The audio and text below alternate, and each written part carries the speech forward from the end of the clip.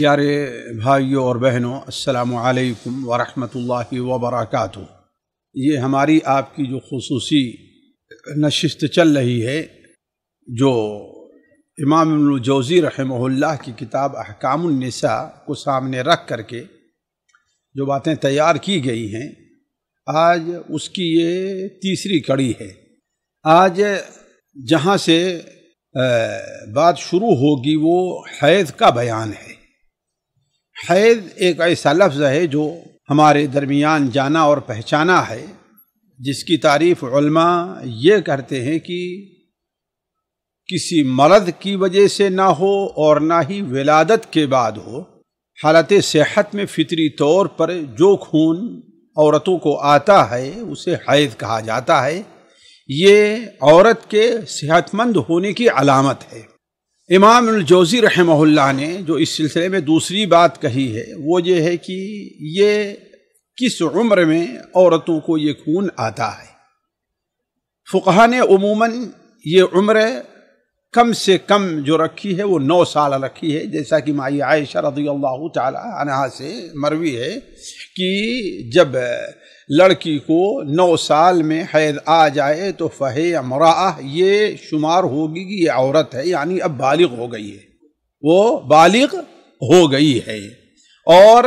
زیادہ سے زیادہ کس عمر تک آتا ہے یہ خون؟ حیض 50 سال کی عمر تک آتا ہے۔ یعنی اس کا معنی یہ ہے کہ شرعاً جو حیض کے آمد پر احکام جاری ہوتے ہیں وہ اس عمر کے بعد سے، یعنی 9 سال کے بعد اگر کسی بچی کو، عورت کو خون آتا ہے اور وہ بیماری کی وجہ سے نہیں ہے،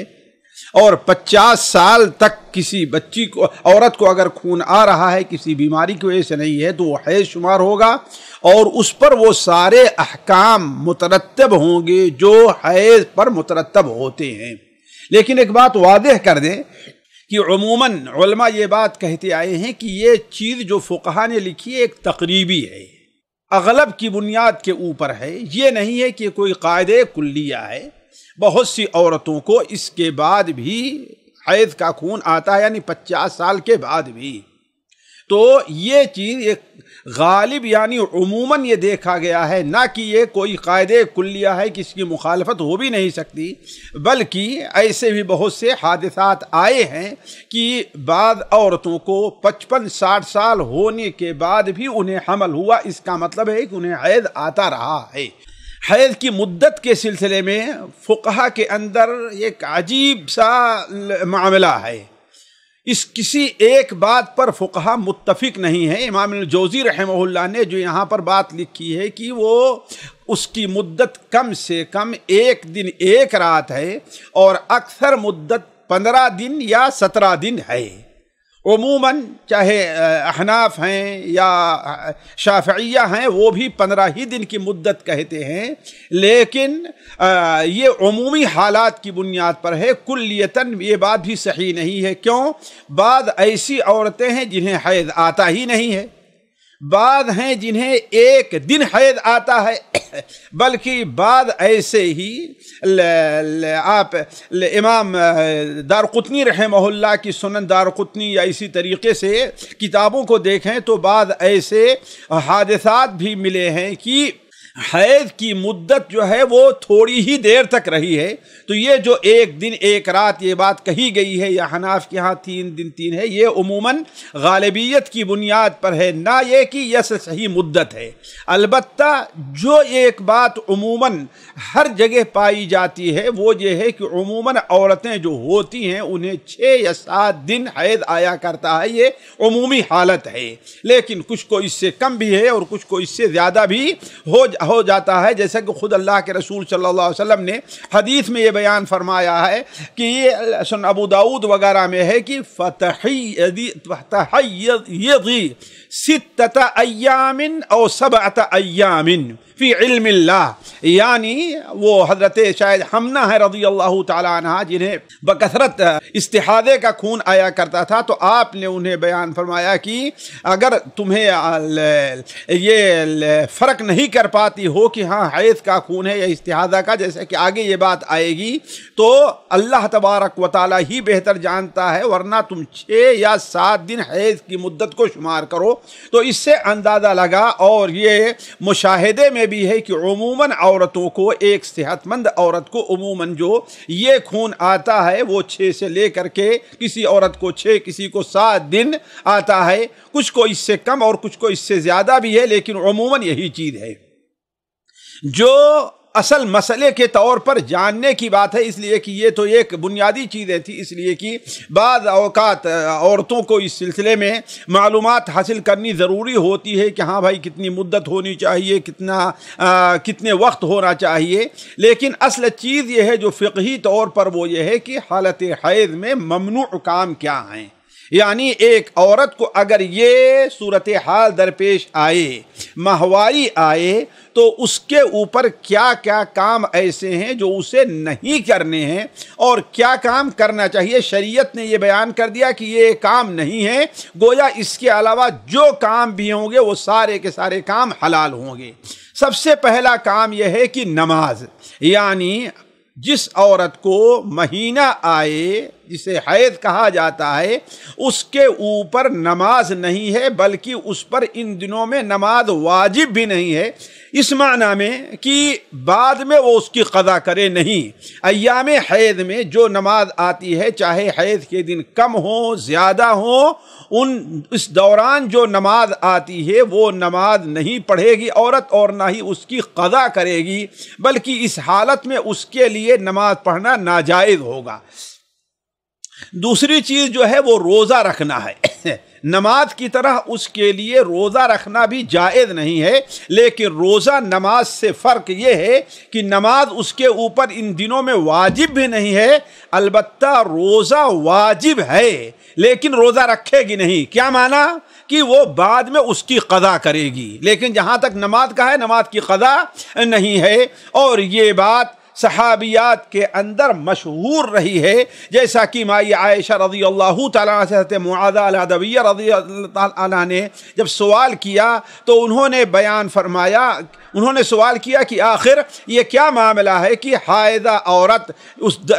حالت حیض میں جو روزہ چھوٹ جاتا ہے اس کی تو قضا کرتی ہے، لیکن جو نماز چھوٹتی ہے اس کی قضا نہیں کرتی۔ تو مائی عائشہ رضی اللہ عنہ بیان فرمایا کہ دیکھو، ہم اللہ کے رسول سے زمانے میں جب ہمیں یہ صورتحال پیش آتی تھی تو ہمیں نماز کے قضا کرنے کا حکم نہیں دیا جاتا تھا، البتہ روزہ کے قضا کرنے کا حکم ہوتا تھا۔ تو اس سے معلوم یہ ہوا کہ اس درمیان میں نماز نہ پڑھی جائے گی، بلکہ نماز واجب بھی نہیں ہے، البتہ روزہ تو اس کے اوپر واجب ہے، لیکن ایک عذر کی بنیاد پر وہ روزہ چھوڑ دے جس کی بعد میں قضا کرے گی۔ تیسری چیز جو میاں بیوی کے جو حالت حیض میں ممنوع ہے وہ میاں بیوی کا خاص تعلق ہے، وہ زوجین کا جو خاص تعلق ہوا کرتا ہے، یعنی جماع جسے ہم لوگ اپنی زبان میں ہم بستری کہتے ہیں، وہ چیز ناجائز نہیں بلکہ کبیرہ گناہ اور ایک ملعون کام ہے۔ اس پر متنبہ رہنے کی ضرورت ہے۔ نبی کریم صلی اللہ علیہ وسلم کی حدیث سنن ابو داؤد میں، سنن ترمذی میں، سنن ماجہ میں حضرت ابو ہریرہ سے بڑے واضح الفاظ میں ہے، آپ نے بیان فرمایا من اتی حائضا او امرأة فی دبرها او کاہنا فقد کفر بما انزل علی محمد نعوذ باللہ من ذلک۔ جو شخص حالت حیض میں عورت سے ہم بستر ہو یا اپنی بیوی کے پیچھے کے راستے سے ہم بستر ہونا چاہے یا کسی کاہن کے پاس گیا اس سے کچھ پوچھنے کے لیے، تو اس کا جرم اتنا ہے کہ اس نے نبی کریم صلی اللہ علیہ وسلم پر نازل ہوئی شریعت کے ساتھ کفر کیا ہے۔ اس سے اندازہ لگایا جا سکتا ہے کہ یہ کتنا بڑا کبیح اور کتنا بڑا گناہ ہے، شریعت کی نظر میں کتنی غلط چیز ہے۔ البتہ اس مسئلے میں لوگ عموماً غفلت کے شکار ہو جاتے ہیں، اس لیے میں اس کی تھوڑی سی وضاحت کر دینا چاہتا ہوں کہ اگر یہ ایسی حالت میں کوئی شخص یہ غلطی کر جاتا ہے تو اسے یاد رکھنا چاہیے کہ اس کے یہ معمولی چیز نہیں ہے، بلکہ اس کے اوپر کفارہ واجب ہے۔ اگر کسی سے یہ غلطی ہو جاتی ہے تو اس کے اوپر کفارہ واجب ہوگا، اور کفارہ کیا ہے؟ یہ 1 دینار یا نصف دینار صدقہ کرنا ہے، جیسا کہ سنن ابو داؤد اور سنن نسائی وغیرہ میں حضرت عبداللہ ابن عباس رضی اللہ تعالی عنہما کی حدیث، مشہور حدیث ہے کہ آپ صلی اللہ علیہ وسلم نے ارشاد فرمایا، جو حالت حیض میں اپنی بیوی سے ہم بستر ہو اسے چاہیے کہ وہ 1 دینار یا آدھے دینار صدقہ کرے۔ یہ 1 دینار ہمارے یہاں کے وزن کے لحاظ سے تقریباً 4.25 گرام سونا، بلکہ اس سے کچھ زیادہ ہوا کرتا ہے۔ تو گویا 4.25 گرام سونا یا 2.25 گرام یا 2.5 گرام سونے کی جو قیمت ہوگی اتنا اس کے اوپر صدقہ کرنا واجب ہوگا۔ اس چیز کو اچھی طریقے سے سمجھ لینا چاہیے۔ لیکن یہاں پر ایک بات اور ہے کہ اس کے اوپر کفارہ واجب ہونے کے لیے 3 چیزیں ہیں، اس لیے کہ بسا اوقات ایسے سوال آتے ہیں، اس لیے میں اس کی وضاحت کر دے رہا ہوں۔ اگر 3 چیزیں پائی گئیں تب تو اس کے اوپر کفارہ ہے اور نہیں یا تو نہیں ہے۔ پہلی چیز یہ ہے کہ اس شخص کو علم ہو، جیسا کہ ہر مسلمان کو اس کا علم ہونا چاہیے، ہر مسلمان مرد ہے یا عورت اسے اس کا علم ہونا چاہیے، اور یہ چیزیں اپنے ماحول سے لوگ اچھی طریقے سے سمجھتے ہیں۔ لیکن اگر کوئی ایسا شخص ہے، ایسے ماحول میں رہتا ہے یا نیا مسلمان ہوا ہے، اسے اس کا علم نہیں ہے، جاہل تھا، تو اگر وہ جانتا نہ ہو اور ہم بستر ہو جائے تو اس کے اوپر کفارہ نہیں ہے۔ لیکن اس کا مطلب نہیں کہ اس مسئلے کو بالکل آسان سا لے لے، وہ اپنی نادانی کی بنیاد پر بہت بڑا گناہ کر رہا ہے، جس کے لیے اس پر ضروری ہے کہ اللہ تعالیٰ سے توبہ اور استغفار کرے۔ دوسری چیز یہ ہے کہ وہ چیز علم اور یاد بھی ہو، اس کو سمجھنے کی ضرورت ہے۔ یاد ہونے کا معنی یہ ہے کہ حالت حیض میں جو ہم بستر ہو رہا ہے اسے معلوم ہو کہ ہاں ہماری بیوی اس حال میں ہے، بھول نہ گیا ہو، یاد ہو، بھول نہ گیا ہو، یا اسے علم نہیں تھا کہ ہاں ہماری بیوی، بسا اوقات میاں بیوی کا اتصال ہوتا ہے اور بیوی کو معلوم نہیں رہتا کہ ہاں اس کے اوپر یہ صورتحال پیش آ گئی ہے، بعد میں انہیں احساس ہوتا ہے کہ ہاں یہ صورتحال پیش تھی۔ تو اگر یہ ہے تو اس پر بھی کفارہ نہیں ہوگا، ان کے اوپر گناہ نہیں ہوگا، صرف استغفار اس کے لیے کافی ہے، اس لیے کہ یہ چیز ان کے اپنے اختیار میں نہیں ہے۔ تیسری چیز یہ اختیار سے ہو، اسے اس کام پر مجبور نہ کیا گیا ہو، یعنی اگر عورت کو اس کام پر مرد مارتا ہے اور مجبور کر رہا ہے تو اس عورت کے اوپر نہ کوئی گناہ ہے نہ کفارہ ہے۔ اصل گناہ اور کفارہ کس کے اوپر ہے؟ شوہر کے اوپر ہے، اور یہ بہت بڑا گناہ ہوگا۔ ایک گناہ تو یہ ہے کہ اس نے گناہ کا کام کیا ہے، دوسرے یہ ہے کہ گناہ کے کام پر کسی کو مجبور کر رہا ہے، گویا وہ ڈبل جرم کا ارتکاب کر رہا ہے۔ لیکن اگر بیوی راضی نہیں تھی، اسے مجبور کیا گیا، مارا گیا، مارنے کی دھمکی دی گئی، اس پر زور دیا گیا، تو اس کے اوپر کوئی گناہ نہیں ہوگا۔ اور یہاں پر ایک بات اور جان لینا چاہیے کہ اگر حالت حیض میں ہم بستری ہو اور بیوی اس پر رضامند ہے تو دونوں کے اوپر کفارہ واجب ہے، یعنی دونوں 1 دینار یا نصف دینار کے مطابق یا اتنا صدقہ کریں گے۔ لیکن اگر وہ اس پر راضی نہیں تھی، اسے مجبور کیا گیا تھا، تو اس کے اوپر نہ گناہ ہوگا نہ کفارہ ہوگا۔ یہاں پر ایک بات بھی واضح کر دیں، بہت سے لوگ اس سلسلے میں غلطی کے شکار رہتے ہیں۔ حالت حیض میں جائز تعلقات میاں بیوی کے ہم بستری کے علاوہ جتنے تعلقات ہیں وہ میل جول کے جسمانی جو تعلقات ہیں ہم بستری کے علاوہ تمام چیزیں حلال ہوگی، کسی چیز کی ممانعت نہیں ہے۔ اس سلسلے میں وہ حدیث جو صحیح مسلم سنن ابو داؤد میں حضرت انس بن مالک رضی اللہ تعالی عنہ سے مروی ہے، اسے سامنے رکھنا چاہیے کہ یہود جب ان کے یہاں عورت کو یہ حالت صورتحال پیش آیا کرتی تھی تو اس سے بالکل کنارہ کش ہو جایا کرتے تھے، اور آج بھی بعض علاقوں خصوصاً غیر مسلموں کے اندر یہ عادت پائی جاتی ہے، نہ اس کے ساتھ کھانا کھائیں گے نہ اس کے ساتھ ایک گھر کے اندر رہیں گے، بلکہ اسے کھانا پکانے کا بھی اختیار نہیں رہتا ہے۔ حتیٰ کہ بعض جاہلوں کے یہاں تو یہ ہے کہ وہ مطبخ جو ہوا کرتا ہے کھانا پکانے کی جگہ، وہاں پر اس کے لیے داخل ہونا، وہاں جانا بھی اس کی اجازت نہیں رہا کرتی ہے۔ تو جب یہود چونکہ مدینہ میں تھے یہ چیز معلوم تھی اور انصار اس سے متاثر تھے، تو جب مسلمان ہوئے اور آپ صلی اللہ علیہ وسلم وہاں تشریف لے آئے تو آپ صلی اللہ علیہ وسلم سے لوگوں نے پوچھا تو یہ آیت نازل ہوئی کہ یسألونک عن المحیض قل هو اذى فاعتزلوا النساء في المحیض، آپ سے حالت حیض کے بارے میں لوگ سوال کرتے ہیں تو آپ کہہ دیے کہ وہ اذى ہے، عورتوں سے حالت حیض میں ان سے علیحدہ رہو۔ تو آپ صلی اللہ علیہ وسلم نے اس موقع پر فرمایا تھا اصنعوا كل شيء الا النکاح، نکاح کے علاوہ، نکاح سے مراد یہاں پر ہمارے یہاں جو عقد نکاح ہے وہ مراد نہیں ہے، وہ مراد نہیں ہے۔ بہت سے لوگ یہ سوالات آتا ہے کہ ہاں ایسی حالت میں نکاح ہوا یا ہم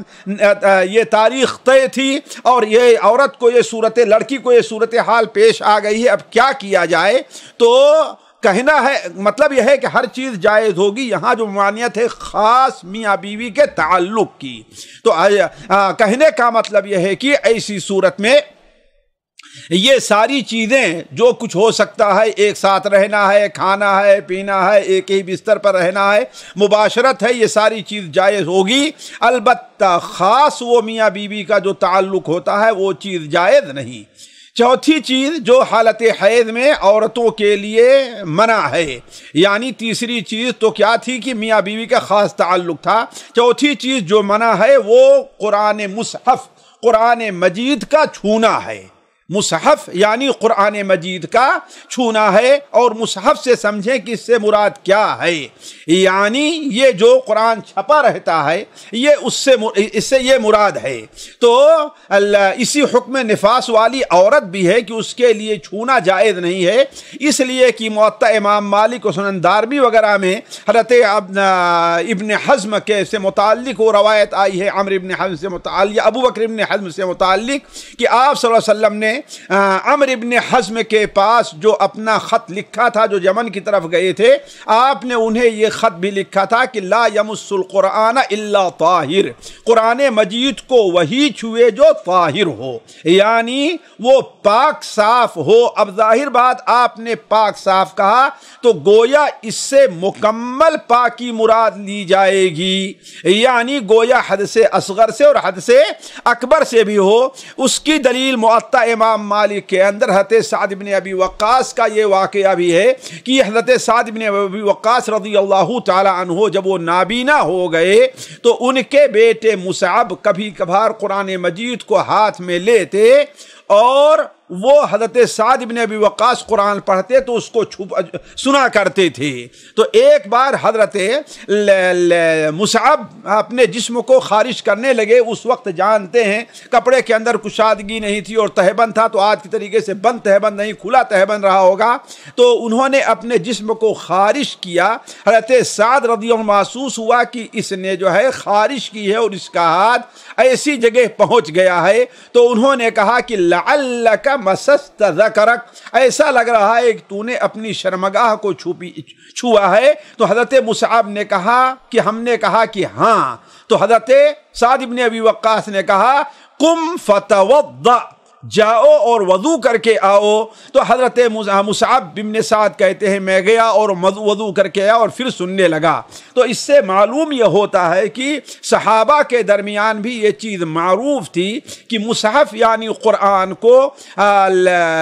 نجاست کی حالت میں بغیر وضو کے نہیں چھوا جائے گا۔ تو عورت جو حالت حیض میں ہو اس کی نجاست تو بڑی نجاست ہے، لہذا اس کے لیے بھی چھونا جائز نہیں ہوگا۔ لیکن یہ بات واضح کر دوں کہ واضح رہے کہ کمپیوٹر میں جو قرآن مجید ہے، موبائل میں جو ہے، یا تفسیر کی کتابوں میں جو پایا جاتا ہے جس میں تفسیری کلمات زیادہ ہوا کرتے ہیں، یہ مصحف کے حکم سے خارج ہیں۔ لہذا وہ عورتیں اور بچیاں جنہیں درس و تدریس کا معاملہ رہا کرتا ہے، جو درس و تدریس کی حاجت مند رہا کرتی ہیں، وہ اس سے فائدہ اٹھا سکتی ہیں۔ پانچواں مسئلہ جو عورتوں کے اوپر حالت حیض میں حرام ہے وہ قرآن مجید کی تلاوت ہے۔ فقہ کے مسائل میں جو مشکل ترین مسئلہ ہے ان میں ایک مسئلہ یہ بھی ہے، اس سلسلے میں کہ 3 قول ہیں، علماء کے 3 قول ہیں۔ جمہور علماء اسی کے قائل ہیں کہ حالت حیض میں حائضہ عورت قرآن مجید کی تلاوت نہیں کرے گی۔ جس طریقے سے قرآن مجید کا چھونا اس کے لیے ہے اس نہیں جائز ہے، ایسے ہی قرآن مجید کی تلاوت بھی اس کے لیے جائز نہیں ہے۔ جس طریقے سے قرآن مجید کی تلاوت جنوبی پر حرام ہے، ایسے ہی قرآن مجید کی تلاوت سے حائضہ عورت بھی اس کی بھی ممانعت ہے، ممانعت وارد ہے۔ دوسرے بعض علماء مطلقاً جواز کے قائل ہیں، یعنی جمہور تو مطلقاً حرمت کے قائل ہیں، اور دوسرے علماء جو کبار علماء ان میں بھی ہیں وہ مطلقاً جواز کے قائل ہیں، جن میں امام مالک رحمہ اللہ، امام بخاری رحمہ اللہ، متاخرین میں علامہ البانی اور علامہ ثناء اللہ امرتسری رحمہ اللہ بھی اسی بات کے قائل رہے ہیں کہ حالت حیض میں عورت کو قرآن پڑھنے کی اجازت ہے۔ ان کے دلائل کیا ہیں ابھی میں آپ کے سامنے رکھتا ہوں۔ بعض علماء اسے صرف مکروہ قرار دیتے ہیں، حرام نہیں قرار دیتے، مکروہ قرار دیتے ہیں، اور وقت حاجت عورت کو پڑھنے کی اجازت دیتے ہیں۔ جو علماء حرام قرار دیتے ہیں ان کی دلیل حضرت علی رضی اللہ تعالیٰ عنہ کی یہ روایت ہے کہ کان رسول اللہ صلی اللہ علیہ وسلم یقرؤون القرآن ما لا یکن جنوبا، کہ اللہ کے رسول صلی اللہ علیہ وسلم ہمیں قرآن پڑھایا کرتے تھے ما لم یکن جنوبا، اگر وہ جنوبی نہ ہوتے، تو گویا جب جنوبی نہیں ہوا کرتے تھے تو آپ قرآن کو پڑھایا کرتے تھے۔ یہ آپ صلی اللہ علیہ وسلم کا عمل تھا۔ اس سے بعد علماء نے کہا کہ حرمت، اور بعد نے کہا کہ نہیں، یہ صرف افضلیت پر دلیل، کراہت پر دلیل ہو سکتی ہے، صرف عمل دلیل نہیں بنتا۔ لیکن یہی حدیث مسند احمد میں حضرت علی کا جہاں پر قول ہے، وہی حضرت علی نے بیان فرمایا کہ ھذا لمن لیس بجنب فاما الجنب فلا ولا آیہ، جنوبی جو ہے وہ ایک آیت کی بھی تلاوت نہیں کرے گا۔ یہ دونوں حدیثیں کم از کم حسن کے درجے کو ضرور پہنچتی ہیں۔ اب آپ سوال یہ کر سکتے ہیں کہ یہ حکم جنوبی کے لیے ہے نہ کہ حائضہ عورت کے لیے ہے، لیکن وجہ استدلال یہ ہے کہ حیض کی نجاست جنابت کی نجاست سے کم نہیں ہے، حیض کی نجاست جنابت کی نجاست سے کم نہیں ہے، لہذا جس طریقے سے جنوبی کے لیے قرآن پڑھنا جائز نہیں ہے، ایسے ہی حائضہ عورت کے لیے بھی قرآن کی تلاوت جائز نہیں ہے۔ اس سلسلے میں ایک ضعیف حدیث بھی سنن ترمذی میں حضرت عبداللہ ابن عمر سے آئی ہے کہ لا تقرأ الحائض ولا الجنب شیئا من القرآن، جنوبی اور حائض قرآن کچھ بھی نہ پڑھیں۔ تو یہ دونوں دلیلیں ہیں ان علماء کی جو کہتے ہیں کہ حالت جنابت میں قرآن پڑھنا ناجائز ہے۔ جو علماء جائز قرار دیتے ہیں ان کے نزدیک اولاً تو مذکورہ حدیثیں ضعیف ہیں، یا حضرت علی رضی اللہ عنہ کا جو قول ہے وہ ضعیف ہے، جیسا کہ علامہ البانی رحمہ اللہ اس بات کے قائل رہے ہیں۔ اور دوسری بات ان کی یہ ہے کہ اور اگر صحیح بھی ہو جائے تو حائضہ کو جنوبی پر قیاس کرنا صحیح نہیں ہے، حائضہ کو جنوبی پر قیاس کرنا صحیح نہیں ہے۔ کیوں؟ اس لیے کہ وہ کہتے ہیں جنابت ایک ایسی نجاست ہے جس کا ازالہ بندے کے اختیار میں ہے۔ بندہ جب چاہے وہ اس کو نہا کر کے، اگر نہانا ممکن نہیں ہے تیمم کر کے اس نجاست کو زائل کر سکتا ہے، جبکہ حائضہ عورت کا طہارت حاصل کرنا اس کا اپنے اختیار میں نہیں ہے۔ اور اس دلیل کی اپنی ایک قوت بھی اپنی جگہ پر ہے کہ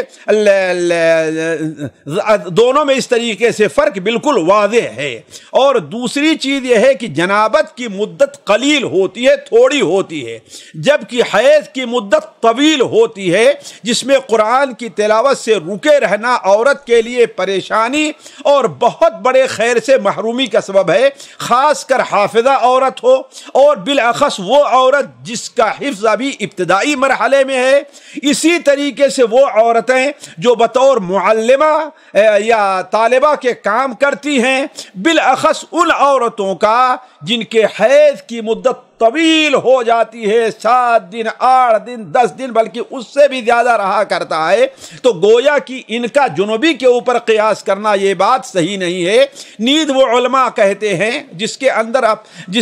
اندر اپنے اندر ایک قوت پائی جاتی ہے، وہ یہ ہے کہ یہ ایک ایسی چیز ہے جو صحابہ کے عہد میں، صحابہ کے زمانے میں یہ معاملہ درپیش رہا ہے۔ ظاہر بات کوئی یہ نہیں کہتا کہ صحابیات کو یہ صورتحال پیش نہیں آیا کرتی تھی، اور نہ کوئی یہ کہہ سکتا ہے کہ صحابیات قرآن کی تلاوت نہیں کرتی تھی، نہ کوئی یہ کہتا صحابیات قرآن مجید کی تلاوت کو پسند نہیں کرتی تھی، جبکہ یہ دونوں چیز ہے، یعنی صحابیات کو یہ صورتحال پیش بھی آتی تھی اور صحابیات قرآن مجید کی تلاوت کو پسند کرتی اور کرتی بھی تھی۔ اب اس سلسلے میں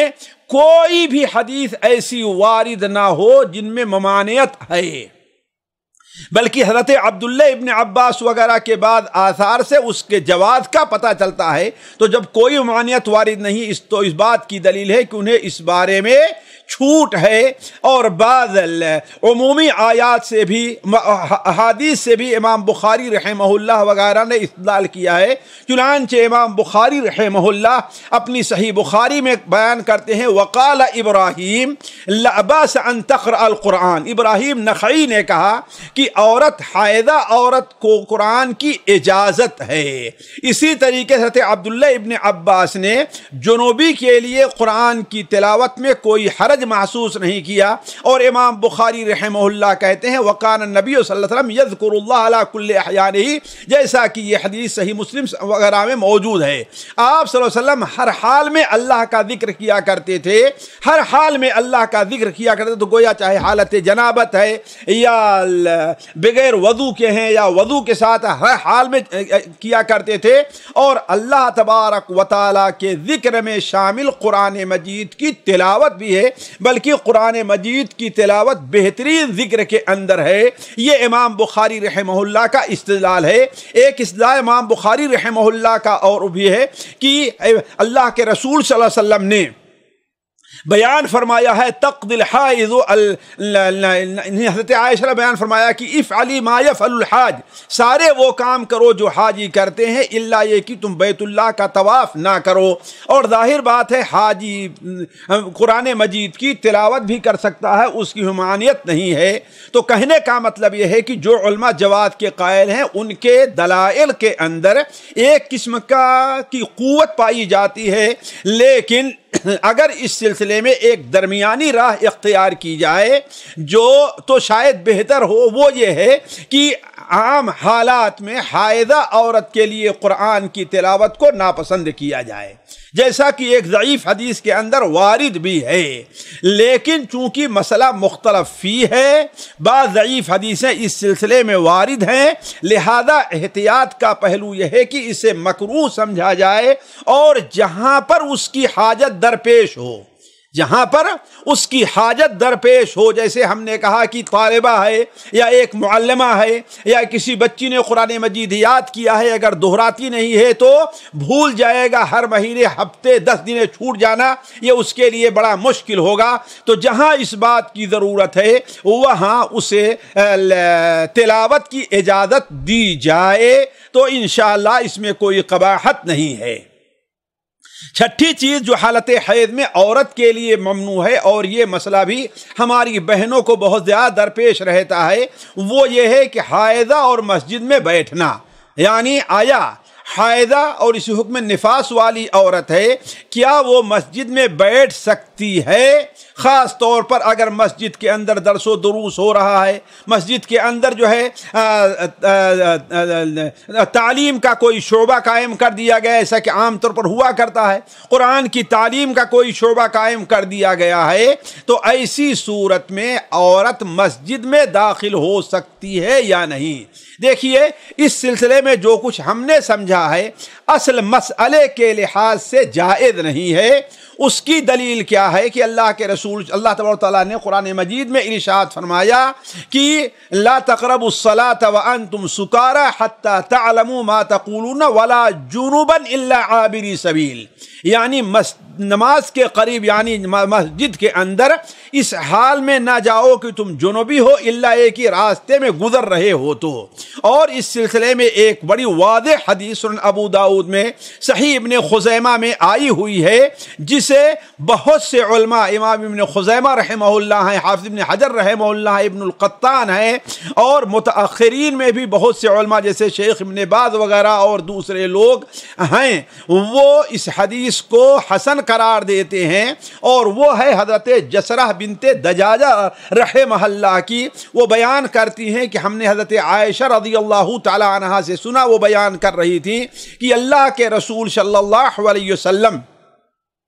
ایک بار لوگوں کی طرف متوجہ، آپ دیکھیں تو لوگوں کے جو گھر تھے وہ مسجد کی طرف کھلے ہوئے تھے۔ اصل میں آپ لوگ جانتے ہیں مسجد نبوی جب بنائی گئی تھی تو کوئی دیوار نہیں تھی، دیوار کی جگہ پر کھجور کی جو ٹٹی ہوتی ہے وہ باندھ کر کے رکھ دی گئی تھی، تو جس شخص کا گھر ادھر پڑتا تھا اس نے اپنے سامنے سے تھوڑا سا دروازہ کھول لیا، جس کا ادھر پڑتا اس نے کھول لیا۔ اس طریقے سے لوگوں نے مسجد میں آنے کے لیے دروازے بنا لیے، نکلنے کے لیے دروازے بنا لیے تھے۔ تو آپ صلی اللہ علیہ وسلم ادھر متوجہ ہوئے اور فرمایا وجہوا ہذہ البیوت عن المسجد، ان گھروں کا رخ مسجد سے دوسری طرف پھیر دو۔ پھر اس کے بعد آپ آئے، لیکن لوگ اس امید میں تھے کہ آپ ابھی کہتے رہے لیکن شاید اللہ کی طرف سے کوئی رخصت نازل ہو جائے، تو لوگوں نے ایسا نہیں کیا۔ پھر اس کے بعد آپ صلی اللہ علیہ وسلم نے بڑے واضح طور بیان فرمایا کہ وجہوا ہذہ البیوت عن المسجد فإنی لا احل المسجد لحائض ولا جنوب، ان گھروں کا رخ مسجد کی طرف سے دوسری طرف کر دو، اس لیے کہ میں مسجد کو نہ حائضہ عورت کے لیے اور نہ جنوبی کے لیے جائز نہیں قرار دیتا۔ یہ بڑی واضح دلیل ہے، اور جیسا کہ ہم نے کہا کہ یہ حدیث علماء کے نزدیک مختلف فی ہے، لیکن راجح قول یہی کہ حدیث صحیح ہے، اور بعض حدیثوں سے بالکل واضح طور پر معلوم ہو رہا ہے کہ صحابیات کے ہاں یہ امر مقرر تھا اور یہ چیز بالکل معلوم تھی، یہ چیز ان کے ذہن میں بالکل بیٹھی ہوئی تھی کہ حائضہ عورت کے لیے مسجد میں داخل ہونا جائز نہیں ہے۔ اب سوال کر سکتے ہیں کہ وہ کون سی حدیث ہے، تو اس سلسلے میں صحیح مسلم وغیرہ میں بڑے واضح طور پر مائی عائشہ رضی اللہ عنہا کی حدیث ہے، بلکہ دو حدیثیں اس سلسلے میں آئی ہیں اور دونوں صحیح مسلم میں ہیں، ایک مائی عائشہ سے ہے اور دوسرے حضرت ابو ہریرہ رضی اللہ تعالی عنہما سے آئی ہوئی ہے۔ مائی عائشہ رضی اللہ عنہا کی جو روایت ہے وہ یہ ہے، جس کا خلاصہ ہے کہ نبی کریم صلی اللہ علیہ وسلم مسجد میں تھے اور وہ آپ صلی اللہ علیہ وسلم اعتکاف میں بیٹھے تھے، یا حدیث کا مفہوم ہو سکتا ہے کہ آپ صلی اللہ علیہ وسلم گھر میں تھے، البتہ آپ کی چٹائی جو تھی مسجد کے دروازے ہی پر، جس طریقے سے کبھی کبھی آپ کے لیے چٹائی ڈال دی جاتی تھی، آپ وہاں تہجد نماز پڑھتے تھے، وہاں پر رکھی تھی، تو آپ نے مائی عائشہ سے کہا کہ ذرا اس چٹائی کو مجھے پکڑا تو دو، تو مائی عائشہ نے کہا اے اللہ کے رسول انی حائض، میں حالت حیض میں ہوں، تو آپ نے فرمایا ان حیضتک لیست فی یدک، تمہارے حیض کا خون تمہارے ہاتھ میں نہیں لگا ہے، یعنی ہاتھ تمہارا صاف ہے، کوئی کسی چیز کو اس میں مسجد سے نکال لینا یا ہاتھ بڑھا کر کے، یا مسجد میں اگر کوئی ہے تو اسے کوئی چیز پکڑا دینا، اسلام نے کہا ناولینی، ذرا مجھے مانا کیا ہے، ناولینی مجھے دو، مجھے یہ چیز پکڑا دو، اس کا معنی یہ ہوتا ہے۔ دوسری حدیث حضرت ابو ہریرہ صحیح مسلم میں ہے، اس میں ہے کہ اللہ کے رسول صاحب مسجد میں تھے اور انہوں نے حضرت عائشہ سے کہا ناولینی ثوب، ذرا میرا وہ جو کپڑا ہے وہ مجھے تو دے دو۔ تو مائی عائشہ نے کہا کہ میں کیسے دے دوں، میں تو حالت حیض میں ہوں۔ تو آپ نے پھر وہی بات بیان فرمائی، ان حیضتک لیست فی یدک، تیرا حیض جو ہے تیرے ہاتھ میں نہیں ہے۔ گویا پہلی صورتحال یہ تھی کہ آپ صلی اللہ علیہ وسلم گھر میں تھے اور چٹائی مسجد میں تھی، آپ نے کہا چٹائی وہاں سے نکالو، اور دوسری صورتحال یہ ہے کہ آپ مسجد میں تھے اور مائی عائشہ گھر میں تھی، کپڑا وہاں تھا، آپ نے کہا مجھے کپڑا پہنا دو۔ تو یہ دونوں حدیثیں اس بارے میں بالکل صریح ہیں کہ مائی عائشہ رضی اللہ تعالی عنہا کے نزدیک یہ بات متعین تھی کہ حائضہ عورت کے لیے مسجد میں داخلہ جائز نہیں ہے۔ اسی طرح چٹائی اور کپڑا دینے کے بارے میں، اسی لیے چٹائی اور کپڑا دینے کے بارے میں انہوں نے عذر پیش کیا تھا، یہ عذر پیش کیا کہ میں کیسے دے دوں۔ آپ صلی اللہ علیہ وسلم نے تو یہ نہیں فرمایا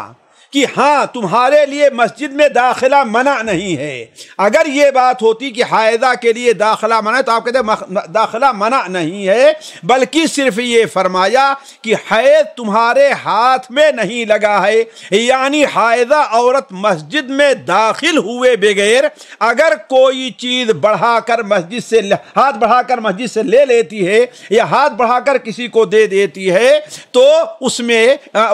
یہ اس حکم میں نہیں ہوگا کہ وہ مسجد میں داخل ہو رہی ہے۔ اسی لیے صاحب مرعات علامہ عبید اللہ رحمانی رحمہ اللہ اس حدیث کو نقل کرنے کے بعد بیان فرماتے ہیں کہ اس حدیث میں اس بات کی دلیل موجود ہے کہ اگر حائضہ عورت مسجد سے کوئی چیز لے لیتی ہے تو اس کے لیے جائز ہے، یہ مسجد میں داخل ہونا کے حکم میں نہیں ہے۔ اسی طریقے سے اگر کوئی شخص قسم کھا لیتا ہے کہ میں فلاں کے گھر میں نہیں داخل ہوں گا یا میں فلاں مسجد میں نہیں داخل ہوں گا اور ہاتھ بڑھا کر کوئی چیز لے لیتا ہے تو وہ حانث نہیں ہوگا، گویا کہ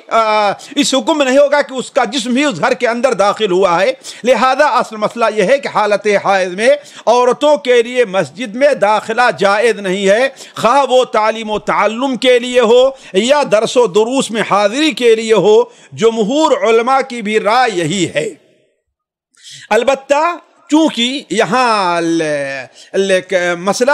فتوے کا نہیں بلکہ تعلیم کا ہے، اس لیے ایک چیز جو میرے ذہن میں آ رہی ہے میں اس کو واضح کر دینا چاہتا ہوں کہ اگر سخت حاجت ہو یا بہت زیادہ اہم کوئی معاملہ ہو، ایسا کوئی درس چل رہا ہے جس کا سننا ضروری ہے اور بعد میں اس سے عورت مستفید نہیں ہو سکتی، ایسی صورتحال کوئی ہو، اور اگر حائضہ عورت وضو کر لے اور اس کے لیے مسجد میں تو شاید اس کے لیے مسجد میں بیٹھنا جائز ہو۔ جس طریقے سے جنوبی مرد اگر وضو کر لیتا ہے تو فقہ حنبلی کی بنیاد پر وہ اس کے لیے مسجد میں بیٹھنا جائز ہے، بلکہ فقہ حنبلی کی یہ جو بنیاد ہے بہت سے صحابہ عطا بیان کرتے ہیں کہ صحابہ کرام جنوبی ہوتے تو وضو کر کے مسجد میں آ کر کے بیٹھ جاتے اور گفتگو کرتے، اس لیے کہ بہت سے صحابی وہ تھے کہ جن کا رہنا سونا اور لیٹنا سارا کا سارا مسجد میں تھا، تو بسا اوقات اگر جنابت لاحق ہوئی تو باہر نکلے، تیمم کیا اور آ کر کے پھر مسجد کے اندر بیٹھ گئی۔ تو یہ صحابہ کرام کا عمل مصنف ابن ابی شیبہ وغیرہ میں یہ بالکل واضح اور صحیح سند کے ساتھ مروی ہے۔ تو جب جنوبی کے لیے جائز ہے جو اپنے نجاست کو جلدی دور کر سکتا ہے، تو حائضہ عورت کے لیے یہ چیز جائز کیوں نہ ہو؟ یہ میری اپنی ایک سوچ ہے، واللہ عالم آیا یہ سوچ صحیح ہے یا غلط ہے، لیکن یہ بات واضح کر دوں کہ جنوبی کے لیے وضو کی اجازت ہے۔ اللہ کے رسول صلی اللہ علیہ وسلم نے جنوبی کو وضو کی اجازت دی ہے کہ وہ تخفیف کر لے، لیکن حائضہ کے لیے کوئی ایسی حدیث وارد نہیں ہے کہ آپ نے ان کے لیے وضو کی اجازت ان کے لیے بھی وضو کو مشروع قرار دیا ہو کہ جب انہیں سونا ہے یا کوئی کرنا ہے تو حالت حیض بھی وضو کر لے۔ واللہ عالم، کہنے کا مطلب یہ ہے کہ یہ چیز اہل علم کے نزدیک مختلف فی ہے مسجد کے اندر بیٹھنا، لہذا بہت سی بہنیں ہماری جو سوال کرتی ہیں کہ وہاں پر کوئی تقریری پروگرام ہے یا اس قسم کی کوئی چیز ہے تو ہم آیا مسجد میں داخل ہوں یا نہ ہو، تو اس سلسلے میں بہتر یہی ہے کہ اس سے پرہیز کیا جائے۔ کیوں؟ اللہ کے رسول صلی اللہ علیہ وسلم حدیث بالکل صریح ہے کہ الحائضہ کے لیے مسجد میں بیٹھنا جائز نہیں ہے۔ ساتویں چیز جو حالت حیض میں ممنوع ہے وہ بیت اللہ کا طواف ہے۔ حائضہ عورت بیت اللہ کا طواف نہیں کرے گی، بلکہ اس کے لیے جائز بھی نہیں ہوگا۔ کیوں؟ اس لیے کہ اولاً حائض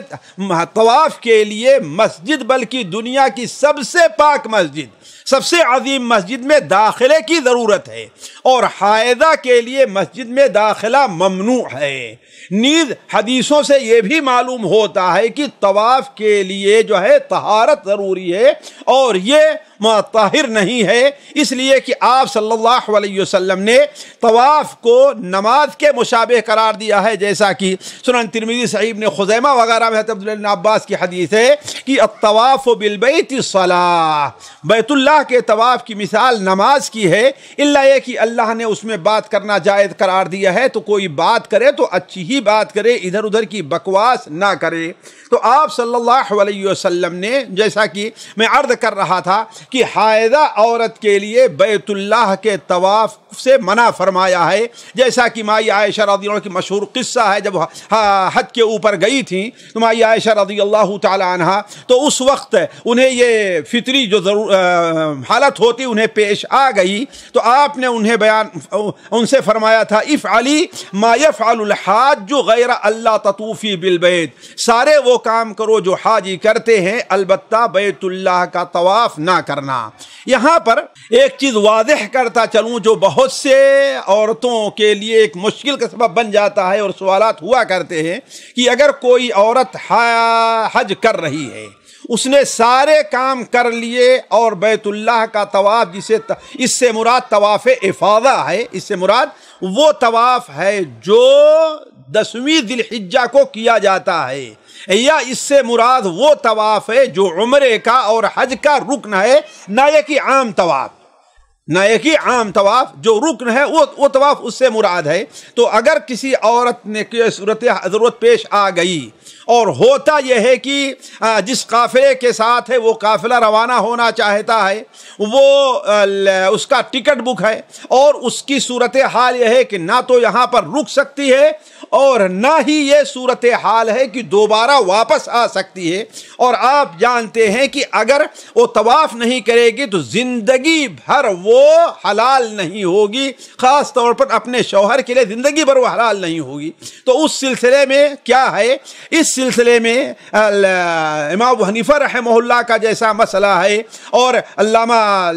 امام ابن تیمیہ رحمہ اللہ نے کہا ہے کہ ایسی صورت میں عورت کو یہ اجازت دی جائے گی کہ اچھی طریقے سے طہارت وغیرہ حاصل کر کے احتیاط سے کام لے، احتیاطی تدابیر اختیار کر کے وہ مسجد میں داخل ہو، طواف کرے اور بغیر نماز پڑھے نکل آئے، اس لیے کہ یہ رکن ہے اور اس کے بغیر کوئی چیز جو ہے اب ممکن نہیں ہے۔ اسی طریقے سے حالت حیض میں جو 8ویں چیز ممنوع ہے، اور اس کو بالکل عام کرنا چاہیے، ہماری بہنوں کو بھی چاہیے کہ یہ بات عام کریں، ہمارے بھائیوں کو بھی چاہیے یہ بات عام کریں، یہ ہمارے لوگوں میں سے 99% لوگ اس کو جانتے نہیں اس کا اہتمام کرتے ہیں، جبکہ یہ کام بھی ناجائز اور حرام ہے، اور وہ کیا ہے، حالت حیض میں طلاق دینا ہے۔ حالت حیض میں طلاق دینا یہ کام بھی ناجائز اور حرام ہے، بلکہ بہت سے علماء کے نزدیک، بعض علماء کے نزدیک تو طلاق واقع ہوگی ہی نہیں، لیکن قول یہ ہے کہ طلاق تو واقع ہو جائے گی، طلاق واقع ہو جائے گی۔ جس نے ایسا کیا ہے اس نے گناہ کا کام کیا ہے، اس کے اوپر توبہ واجب ہے، اور اگر رجوع کی گنجائش ہے، آخری طلاق نہیں ہے، تو اس کے اوپر واجب ہوگا کہ وہ رجوع بھی کرے۔ یہ دونوں چیزیں ہیں، اس کو سمجھنا چاہیے۔ یعنی طلاق واقع ہو جائے گی، البتہ اسے اولا تو ہے کہ توبہ اور استغفار کرنا چاہیے کہ ہاں اس سے غلطی ہوئی ہے، اور دوسری چیز یہ ہے کہ اگر رجوع کی گنجائش ہے تو اس پر واجب ہے کہ وہ رجوع کرے۔ اس کے لیے جائز نہیں ہے کہ اسی حال پر باقی رہ جائے، جیسا کہ صحیح بخاری اور مسلم حضرت عبداللہ ابن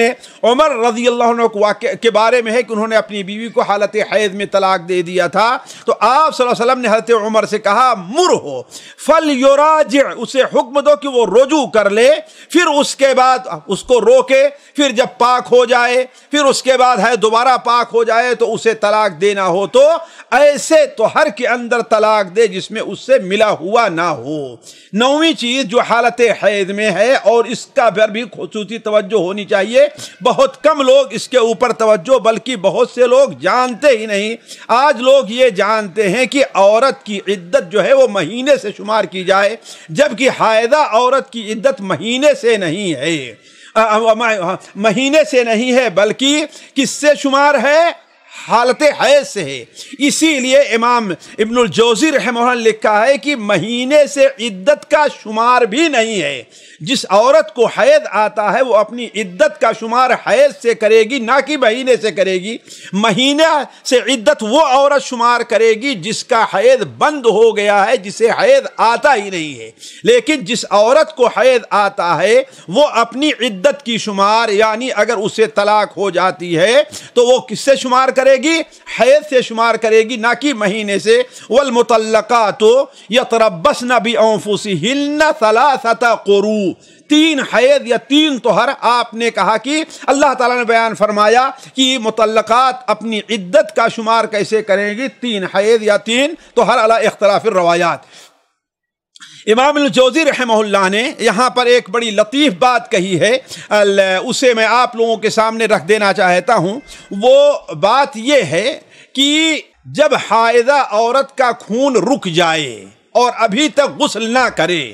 یہ ساری چیزیں جو بیان ہوئی ہیں، 9 یا 10 چیزیں جو ہم نے بیان کی، حالت حیض میں حرام ہے، ناجائز ہے، لیکن اگر وہ حالت حیض میں تھی، اس کا خون رک گیا اور پاکی کی علامت ظاہر ہو گئی اور ابھی تک غسل نہیں کیا ہے، تو آیا کچھ کام اس کے لیے حلال ہے کہ ابھی سارے کام حرام رہیں گے؟ سمجھنے کا مسئلہ ہے کہ اگر حائضہ عورت اس کا خون رک گیا، پاکی کی علامت ظاہر ہو گئی، لیکن ابھی وہ نہائی نہیں ہے، تو آیا جو اوپر چیزیں ہم نے ذکر کیا ہے ممنوع ہیں قرآن اور حدیث کی روشنی میں، آیا اس کے لیے اب حلال ہے کہ ابھی تک حرام ہے اس کے لیے؟